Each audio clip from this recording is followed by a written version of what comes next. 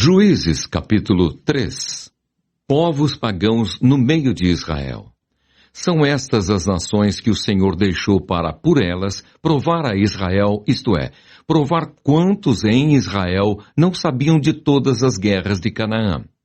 Isso tão somente para que as gerações dos filhos de Israel delas soubessem para lhes ensinar a guerra, pelo menos as gerações que dantes não sabiam disso.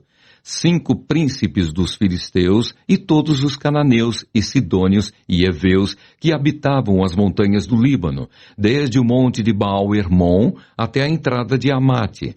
Estes ficaram para, por eles, o Senhor por Israel à prova, para saber se dariam ouvidos aos mandamentos que havia ordenado a seus pais por intermédio de Moisés.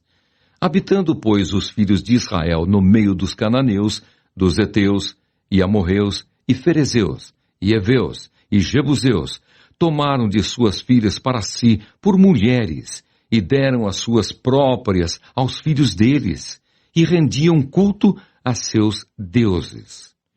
Otniel livra os israelitas do poder de Cusã-Risataim. Os filhos de Israel fizeram o que era mal perante o Senhor, e se esqueceram do Senhor seu Deus, e renderam culto aos Baalins e ao poste ídolo. Então a ira do Senhor se acendeu contra Israel, e ele os entregou nas mãos de Cusã-Risataim, rei da Mesopotâmia. E os filhos de Israel serviram a Cusã-Risataim 8 anos. Clamaram ao Senhor os filhos de Israel, e o Senhor lhes suscitou o libertador, que os libertou. Otniel, filho de Kenaz, que era irmão de Calebe e mais novo do que ele. Veio sobre ele o Espírito do Senhor, e ele julgou a Israel. Saiu a peleja, e o Senhor lhe entregou nas mãos a Cusã-Risataim, rei da Mesopotâmia, contra o qual ele prevaleceu. Então a terra ficou em paz durante 40 anos. Otniel, filho de Kenaz, faleceu. Servidão sob Eglon. Tornaram então os filhos de Israel a fazer o que era mal perante o Senhor. Mas o Senhor deu poder a Eglon, rei dos Moabitas, contra Israel, porquanto fizeram o que era mal perante o Senhor. E ajuntou consigo os filhos de Amon e os Amalequitas, e foi e feriu a Israel. E apoderaram-se da cidade das palmeiras. E os filhos de Israel serviram a Eglon, rei dos Moabitas, 18 anos. Eude livra-os.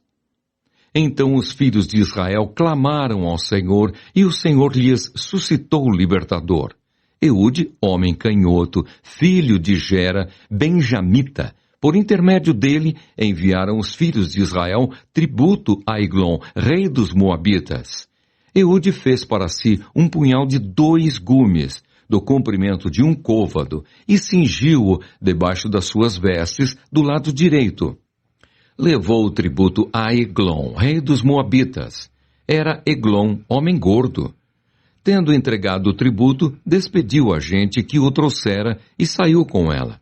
Porém voltou do ponto em que estavam as imagens de escultura ao pé de Gilgal e disse ao rei: Tenho uma palavra secreta a dizer-te, ó rei.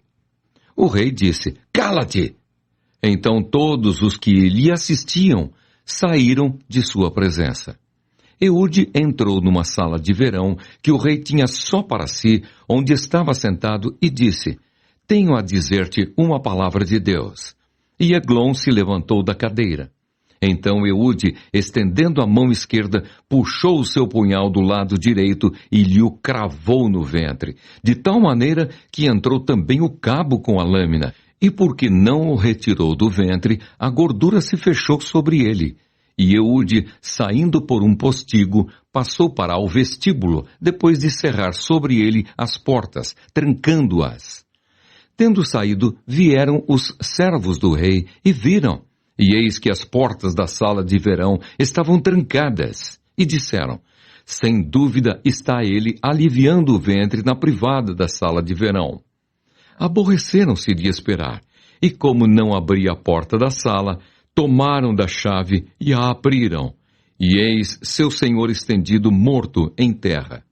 Eude escapou enquanto eles se demoravam, e tendo passado pelas imagens de escultura, foi para Seirá.